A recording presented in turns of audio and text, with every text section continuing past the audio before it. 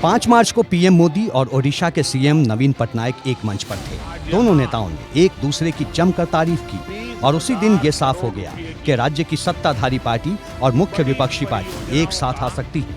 वैसे कैमरे पर दोनों दलों के नेता अभी अपने पत्ते नहीं खोल रहे, लेकिन जो खबर है उसके मुताबिक दोनों दलों में गठबंधन तय हो चुका है।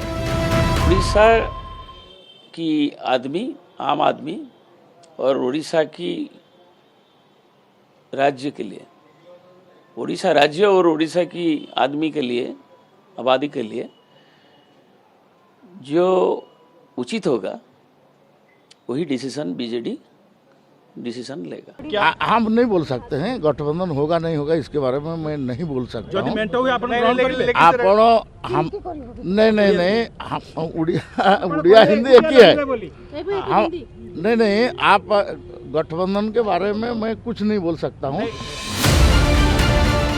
सूत्रों की माने तो दोनों दलों में सीटों को लेकर भी अंदर खाने सहमति बन गई है और जल्द ही गठबंधन को लेकर औपचारिक ऐलान हो सकता है। सूत्रों की माने तो लोकसभा चुनाव में बीजेपी 13 से 14 और बीजेडी 7 से 8 सीटों पर लड़ सकती है, जबकि विधानसभा चुनाव में बीजेडी 95 से 100 और बीजेपी 46 से 52 सीटों पर लड़ सकती है। नवीन पटनायक पहले एनडीए का हिस्सा रह चुके हैं और जहां तक विचारधारा का सवाल है तो लोकसभा और राज्यसभा में समय समय पर बीजेपी के लिए संकट मोचक बनती रही है। इसीलिए दोनों दलों के साथ आने में समर्थकों को भी ज्यादा दिक्कत नहीं। 2019 के लोकसभा चुनाव में कुल 21 सीटों में से बीजेडी को 12, बीजेपी को 8 और कांग्रेस को महज 1 सीट मिली थी। माना जा रहा है कि बीजेपी राज्य में बड़ी सियासी ताकत बनकर उभर रही है, जो बीजेडी की सत्ता के लिए खतरे की घंटी है।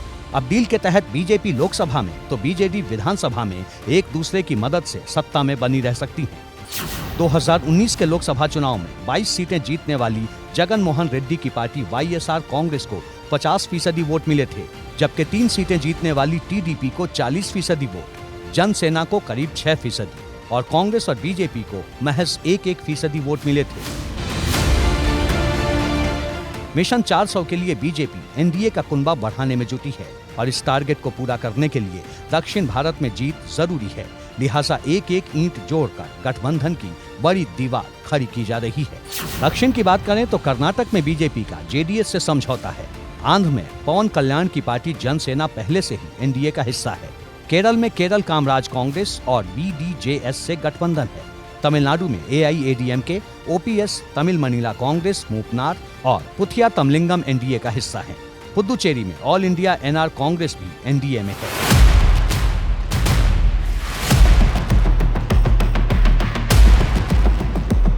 उधर पूर्वोत्तर में आज एक नया सियासी खेल हो गया। त्रिपुरा की मुख्य विपक्षी पार्टी टिपरा मोथा बीजेपी के नेतृत्व वाली सरकार में शामिल हो गई। मतलब एनडीए में टिपरा मोथा की एंट्री हो गई है। 2 मिनिस्टर, एक एमओएस और एक मिनिस्टर उन्होंने ज्वाइन किया है त्रिपुरा गवर्नमेंट। जब भारतीय जनता पार्टी का जो सोच और उनका जो माने फिलोसफी है उसको देखते हुए उन्होंने ज्वाइन किया है, तो जरूर मैं उनको वेलकम करता हूँ।